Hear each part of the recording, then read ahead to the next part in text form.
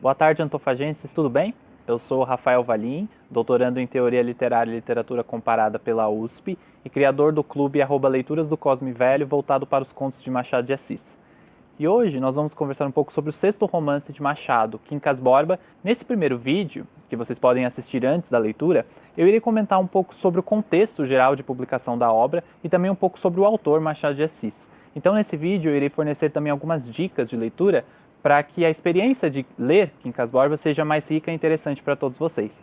Então, sem mais delongas, vamos lá. A figura do Machado de Assis é de fato muito interessante no campo da literatura brasileira e a sua trajetória é de fato excepcional em vários sentidos. Primeiro que o Machado, ele era um homem negro que nasceu em 1839, veio a falecer em 1908, no ano que publica também seu último romance Memorial de Aires. E nessa trajetória, o Machado, que era filho de um homem negro, pintor de casas, com uma mulher branca açoriana, né, imigrante da região dos Açores, e também neto de escravizados forros, esse Machado, que na juventude era chamado de Machadinho pelos mais íntimos, ele vai fazer um percurso de ascensão social que é de fato muito admirado e muito conhecido por todos aqueles que estudam um pouco a sua obra. Então ele passa da região do Morro do Livramento, onde ele nasceu, para o centro do Rio, terminando a sua vida como, de fato, o presidente e fundador da Academia Brasileira de Letras. Considerando essa trajetória do Machado, é muito comum que nós acabemos relacionando a sua trajetória com uma espécie de um homem que ascendeu por meio do trabalho e do talento, né? Um self-made man. O que de fato é verdade. O Machado ele teve um talento muito grande e ele se esforçava para que, ao longo de seu percurso, ele passasse de aprendiz de tipógrafo a poeta, crítico teatral, dramaturgo, contista e, finalmente, romancista. Então, sim, Machado de Assis foi um homem muito talentoso que ascendeu pelo seu trabalho, mas, ao mesmo tempo, isso não quer dizer que o mundo do século XIX ele era totalmente aberto ao talento e às oportunidades. O próprio Machado ele percebia muito bem como a lógica do Brasil do século XIX era regida por questões como paternalismo, como o apadrinhamento. Então, o jogo de favores era crucial nessa sociedade do século XIX. Nesse sentido, o próprio Machado já denuncia essa lógica dos favores nos seus primeiros romances, com as suas protagonistas femininas, como a Guiomar, de A Mão e a Luva, e Helena. E o Machado já contou com o auxílio de várias figuras importantes ao longo do século XIX, como Paula Brito, um tipógrafo negro que fundou a Marmota Fluminense, periódico onde o Machado publicou aos 15 anos. Além dele, o Machado também contou com o auxílio do Manuel Antônio de Almeida, escritor, autor de Memórias de um Sargento de Milícias, que foi colega de Machado, né, na imprensa nacional, sem contar a relação amigável com José de Alencar, um escritor para o qual o Machado guardava muita admiração. Nesse sentido, é possível talvez desmistificar um pouco essa trajetória, porque ainda que aberto ao talento, o Machado já percebia muito da lógica que regia esse mundo do século XIX, que não era assim tão aberto ao esforço e ao trabalho. E vale destacar também, nessa fascinante trajetória do Machado, que ele contava desde muito cedo com uma vantagem que era, na verdade, um privilégio no século XIX.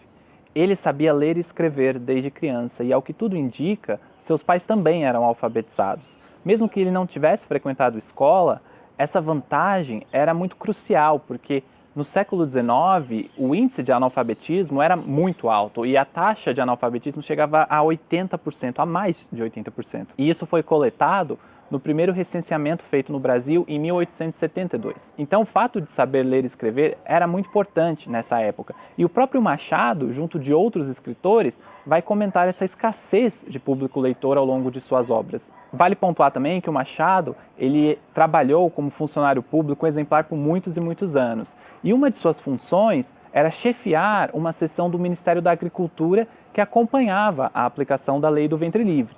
Nesse sentido, é importante considerar o Machado de Assis como um abolicionista que ele de fato foi e desmistificar um pouco essas notícias falsas de que o Machado era um isentão, um escritor que não se preocupava com as questões de seu tempo e escrevia para agradar uma elite pseudo-burguesa. Passando agora para o contexto de Quincas Borba, é importante perceber que esse romance ele é publicado em um contexto em que o Machado já está na sua plena maturidade intelectual e artística. Isso não quer dizer que ele vai fazer em Quincas Borba uma espécie de reciclagem dos procedimentos que ele já havia consolidado anteriormente.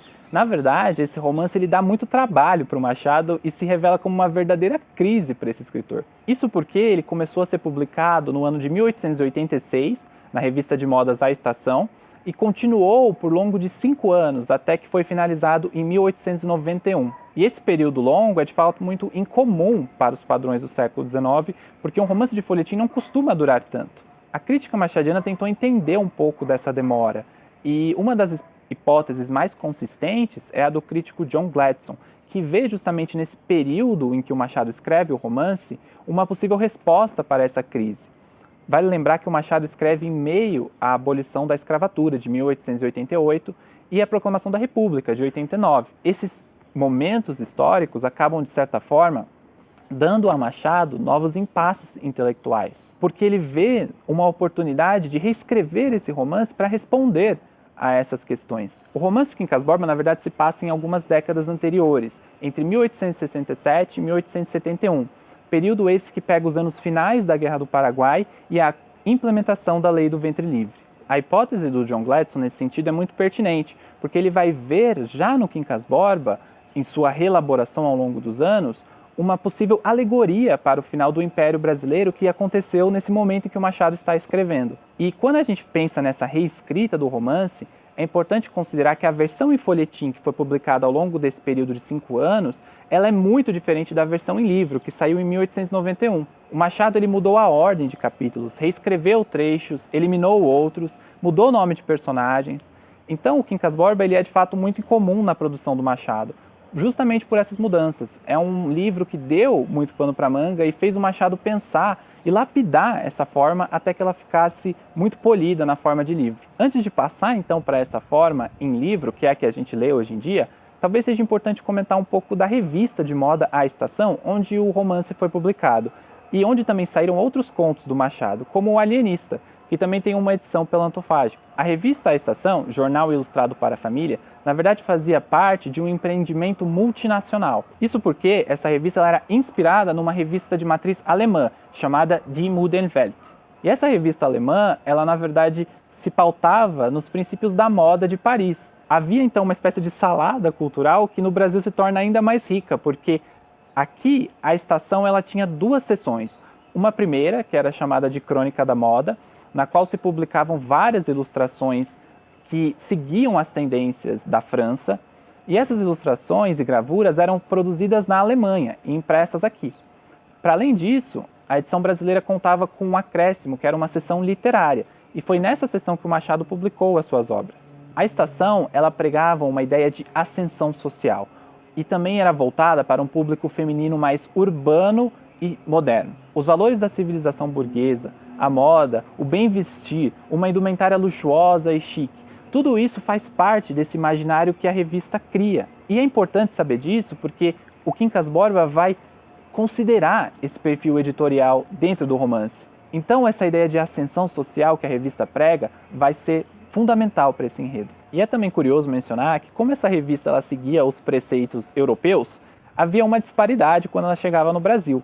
Porque a moda parisiense é muito mais propícia para um clima temperado e não tropical como o do Brasil. Então, por vários momentos, os editores da revista, os membros da família Lombard, eles tinham que vir a público pedir desculpa para os leitores e leitoras pelo fato de que a indumentária ali pregada não combinava muito com o clima tropical, o clima do Rio de Janeiro ensolarado. E isso é produtivo no campo interpretativo do romance, porque o Machado também vai considerar essa disparidade entre as ideias estrangeiras, os preceitos ditos universais e a condição local do Brasil. O próprio perfil editorial da revista serve então como uma referência importante para esse romance. Bom, passando agora para a versão em livro, que como eu comentei foi publicada em 1891, o título dela já é um pouco interessante para quem leu o romance anterior do Machado. Quincas Borba, o personagem que é esse filósofo louco, ele já aparecia no romance Memórias Póstumas de Brás Cubas. É interessante pensar então nesse reaproveitamento do personagem. E por conta disso, é comum que várias pessoas hoje em dia relacionem o Quincas Borba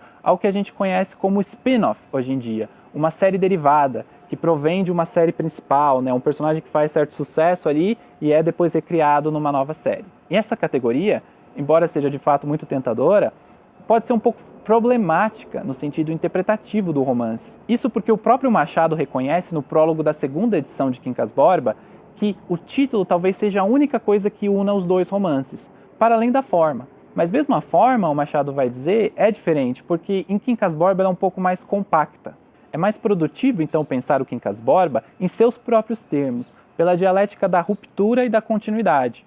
Ele vai retomar alguns procedimentos já inaugurados pelo Machado, mas vai reelaborá-los em uma nova obra, preocupando-se com questões diferentes. É importante, então, considerar a própria brincadeira com as expectativas dos leitores. Por isso que eu acho que talvez esse romance esteja mais próximo do que hoje a gente chama de clickbait do que de spin-off. Porque o clickbait é justamente essa isca, essa brincadeira com as expectativas dos leitores já no título. E ao lerem o romance, eles vão, na verdade, encontrar algo diferente, porque o Quincas Borba filósofo, diferentemente do que o título parece anunciar, não é o verdadeiro protagonista da obra, mas sim Rubião, um professor ingênuo e humilde de Barbacena que herda a fortuna do filósofo e vai para a corte do Rio de Janeiro junto com um cão de mesmo nome, Quincas Borba, que é, na verdade, um requisito para que o Rubião receba essa herança. Ele precisa cuidar desse cachorro. Considerando isso, o título já é uma ótima porta de entrada e algo que a gente deve prestar atenção antes de iniciar a leitura. Porque ele brinca justamente com essa ambiguidade. A quem ele se refere? Ao cão ou ao filósofo? E essa ambiguidade ela vai parar por toda a obra e vai ser explicitada pelo próprio narrador. Só que o narrador não vai dar uma resposta. Então, aqui o jogo com as expectativas é crucial e o papel do leitor também é crucial para dar sentido a essa narrativa. Essa ambiguidade também aponta para um jogo satírico com as expectativas que norteavam a escola naturalista, cujos preceitos fundamentais talvez fossem o determinismo e a animalização do ser humano. Então, por várias obras, como O Curtiço, de Aloysio Azevedo, é comum que os seres humanos sejam descritos de uma forma bestial e animalizada.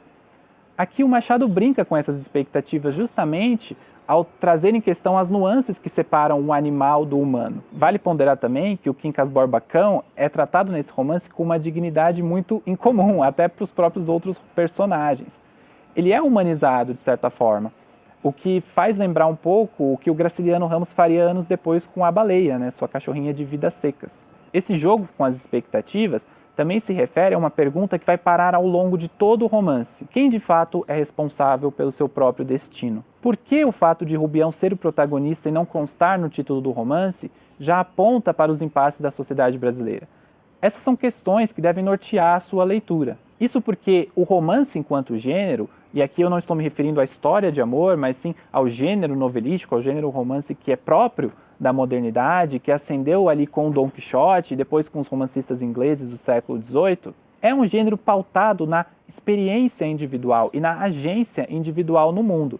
Então um herói como um Robinson Crusoe, personagem do Daniel Defoe, ele vai agir no mundo em busca de um sentido e por meio do trabalho, por meio do seu esforço, vai encontrar o seu lugar naquela sociedade inglesa. Agora, trazendo essas ideias para o Brasil do século XIX, um país ainda escravocrata, chega a ser um tanto quanto incomum pensar no trabalho, no esforço individual como uma fonte de sentido. E isso com certeza é relevante no caso de Quincas Borba, uma vez que o protagonista não figura no título do romance. Qual é a agência de Rubião?